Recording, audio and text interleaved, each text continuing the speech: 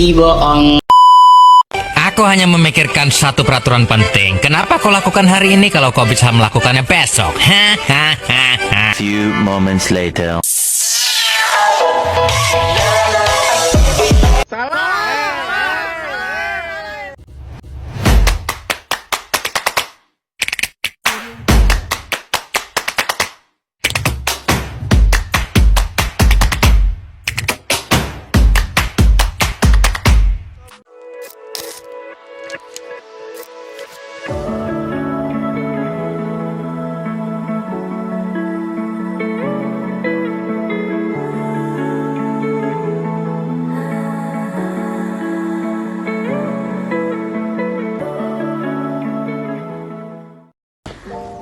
Assalamualaikum warahmatullahi wabarakatuh. Perkenalkan, nama saya Elinda Solastin. Saya dari RA1 Manajemen.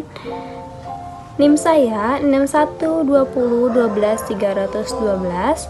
Saya membuat video ini untuk memenuhi tugas mata kuliah saya yang mengenai observasi kerja lapangan untuk menganalisis pada lingkungan bisnis modern, melakukan wawancara kepada pemilik usaha atau perusahaan dengan dosen pengampu yaitu Ibu Haji Sapitri Putri D, SPD SEMM, selaku dosen mata kuliah e-commerce. Oke, saya dari Universitas Primagraha.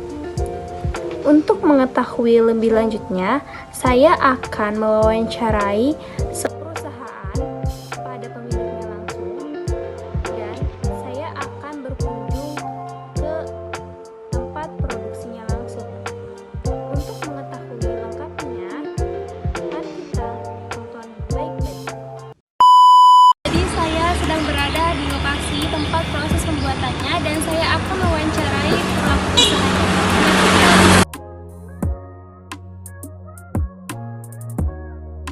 Assalamualaikum warahmatullahi wabarakatuh. Di sini saya akan mewawancarai pelaku usaha atau pengusaha. Oke, baik, dari Bapak siapa dan nama perusahaannya? Waalaikumsalam warahmatullahi wabarakatuh. Saya dengan Bapak Heri Komarudin. Saya adalah pemilik perusahaan atau sekaligus pengendali perusahaan yang mencakup kepada konstruksi. Dan terima kasih untuk awalan yang baik. Silakan kalau ada pertanyaan, silakan dipertanyakan. Oke, lanjut saja kita ke pertanyaan pertama. Bagaimana Bapak menciptakan motivasi yang baik agar berdampak positif bagi perusahaan? Untuk menciptakan lingkungan yang baik agar berdampak positif, itu perlu menciptakan lingkungan kerja yang nyaman, memberikan penghargaan atas prestasi kerja yang baik, membangun komunikasi yang baik, dan memberikan kesempatan untuk mengembangkan diri kepada setiap karyawan. Hal ini akan meningkatkan semangat kerja, produktivitas, dan komitmen karyawan terhadap perusahaan. Itu mungkin untuk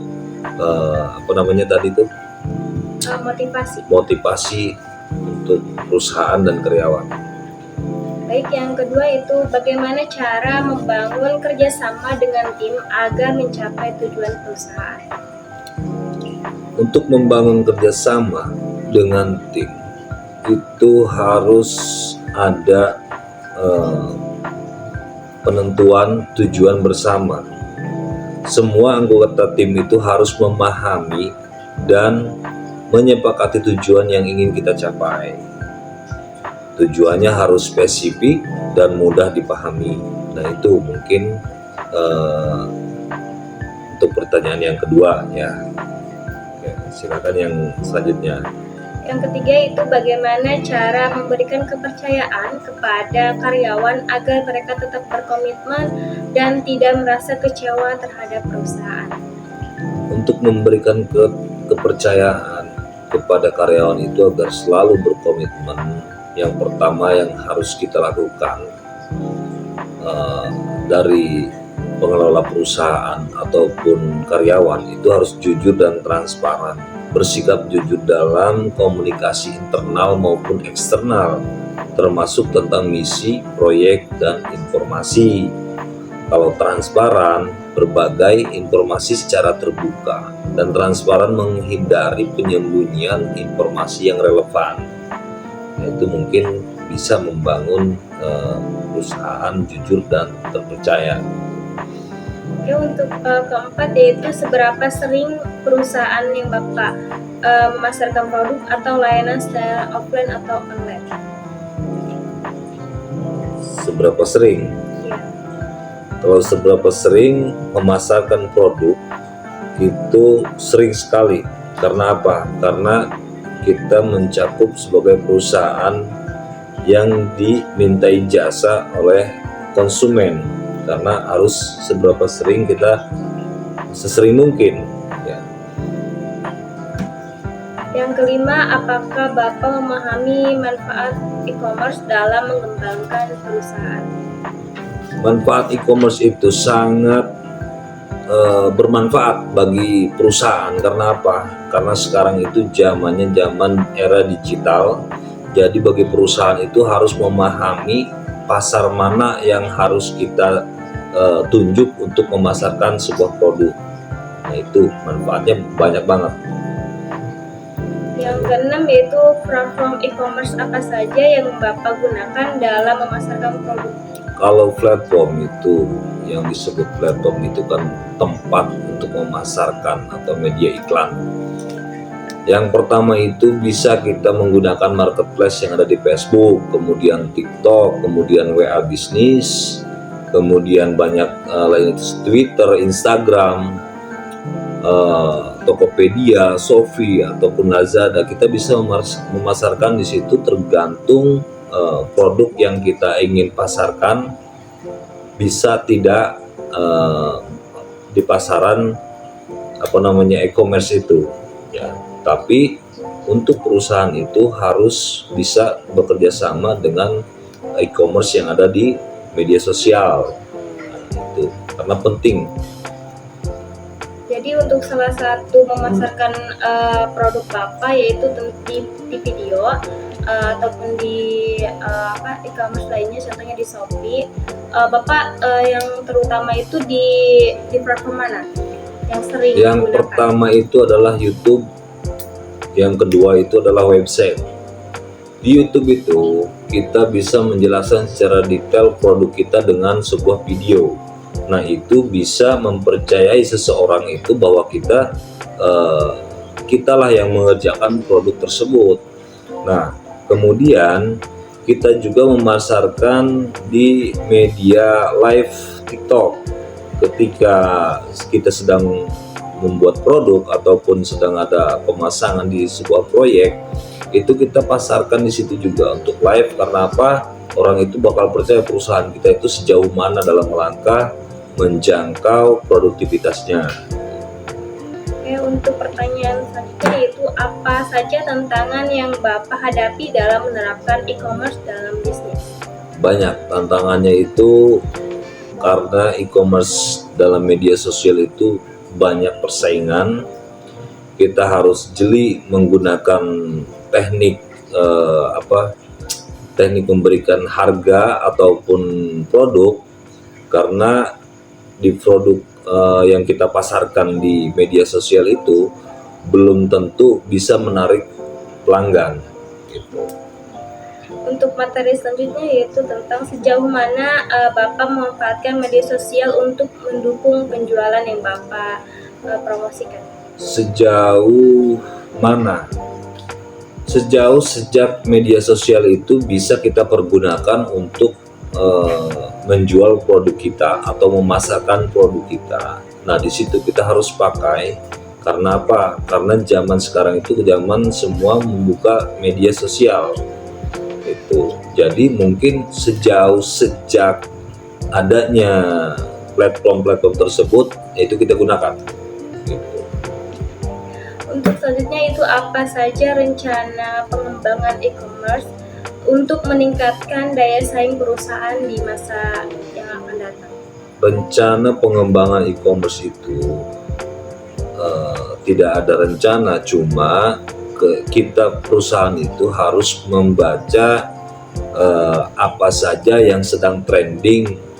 Misalkan produk-produk kita ini yang terbaru apa aja kita trendingkan, ya. Jadi nggak ada rencana karena ke depan itu banyak artinya produk-produk yang baru gitu. Nah mungkin itu kita akan mengikuti, mencontoh dari yang lain, itu saja. Oke, untuk terakhir itu produk apa saja yang Bapak promosikan atau yang dijualkan sekarang ini? Produk kita tentang aluminium, pintu besi, pintu stainless, plafon PVC, backdrop TV, banyak ya. Termasuk lemari, itu kita bisa pasarkan di media sosial. Ya, karena dengan adanya media sosial ini kita bisa menjangkau jangkauan mungkin bisa jauh dari daerah kita karena adanya media sosial. Nah, manfaatnya kita bisa memasarkan lebih dari ratusan kota.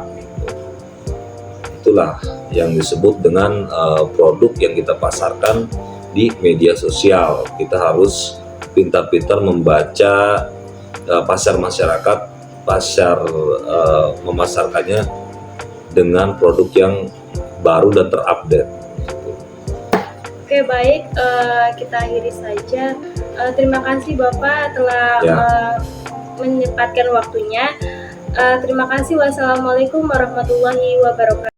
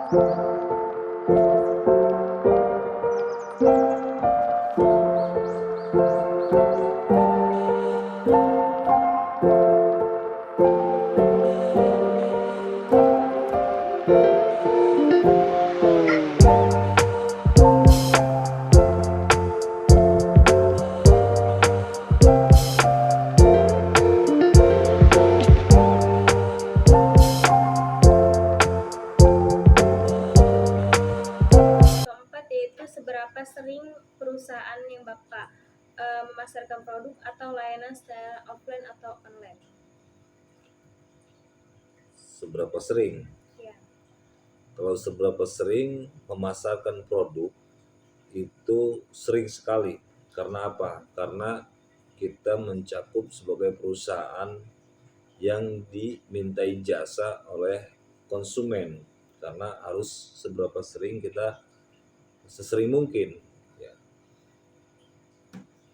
Yang kelima, apakah Bapak memahami manfaat e-commerce dalam mengembangkan perusahaan? Manfaat e-commerce itu sangat bermanfaat bagi perusahaan. Karena apa? Karena sekarang itu zamannya zaman era digital. Jadi bagi perusahaan itu harus memahami pasar mana yang harus kita tunjuk untuk memasarkan sebuah produk. Nah itu manfaatnya banyak banget. Yang keenam yaitu platform e-commerce apa saja yang Bapak gunakan dalam memasarkan produk? Kalau platform itu, yang disebut platform itu kan tempat untuk memasarkan atau media iklan. Yang pertama itu bisa kita menggunakan marketplace yang ada di Facebook, kemudian TikTok, kemudian WA bisnis, kemudian banyak lain itu Twitter, Instagram, Tokopedia, Shopee ataupun Lazada. Kita bisa memasarkan di situ tergantung produk yang kita ingin pasarkan bisa tidak di pasaran e-commerce itu ya. Tapi untuk perusahaan itu harus bisa bekerja sama dengan e-commerce yang ada di media sosial. Nah, itu karena penting.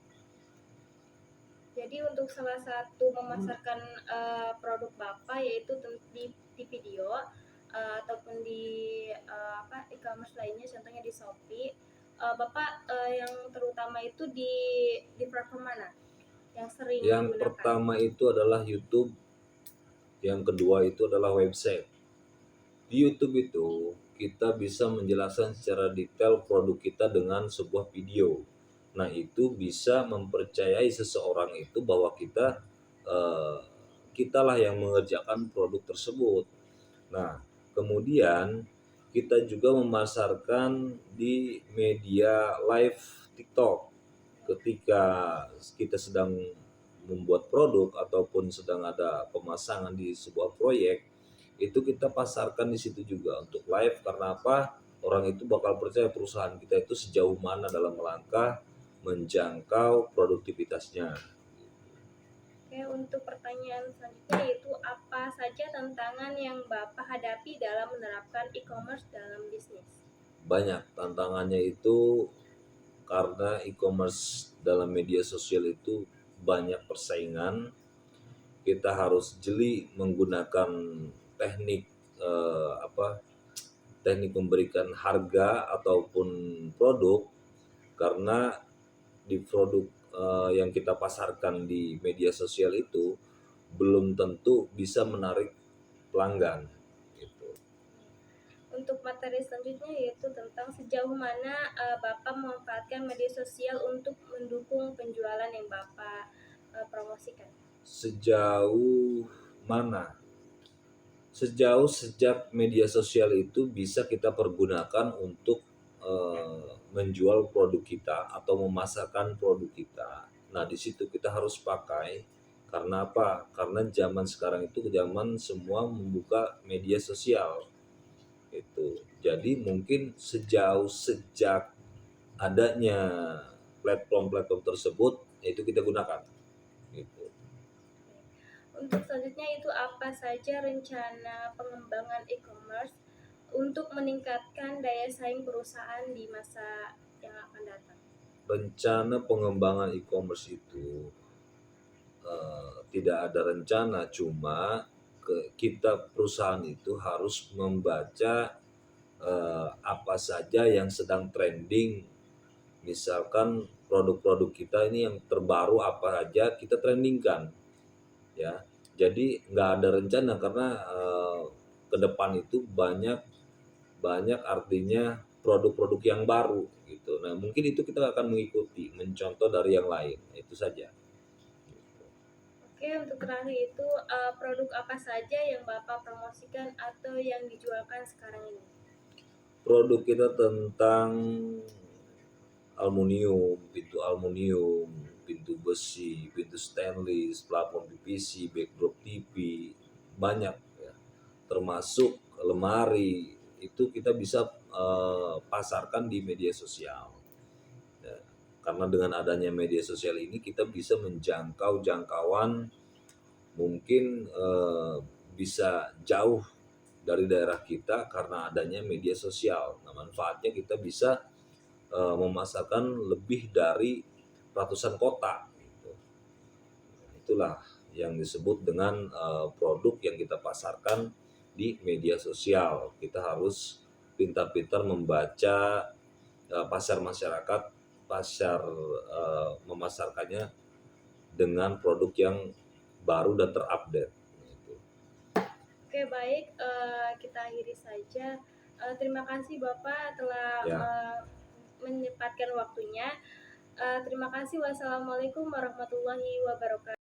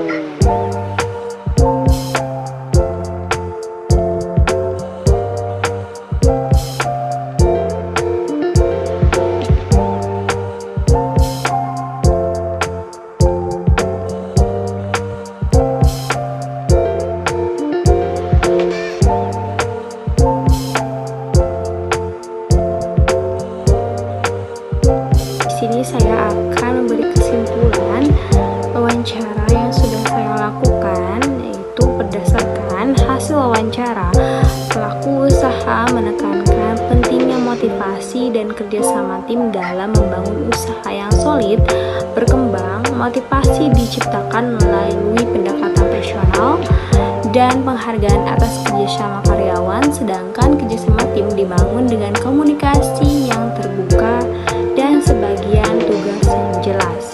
Kepercayaan terhadap karyawan diberikan dengan melibatkan mereka mengambil keputusan serta memberikan kejelasan arah perusahaan sehingga mereka merasa dihargai dan tidak kecewa. Perusahaan juga rutin memasarkan produk secara online maupun offline menjangkau lebih banyak konsumen atau lebih luas pasarnya.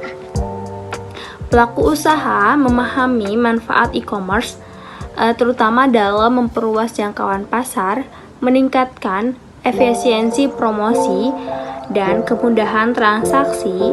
Platform yang digunakan meliputi marketplace populer dan media sosial. Contoh platform yang digunakan oleh pelaku usaha ini yaitu Facebook, WhatsApp, TikTok, dan WA Business melalui video yang memang diedit namun tantangan tetap ada seperti persaingan harga, adaptasi teknologi, serta kepercayaan konsumen terhadap transaksi digital. Dalam mendukung penjualan, media sosial dimanfaatkan secara aktif untuk promosi, interaksi pelanggan, dan membangun brand awareness.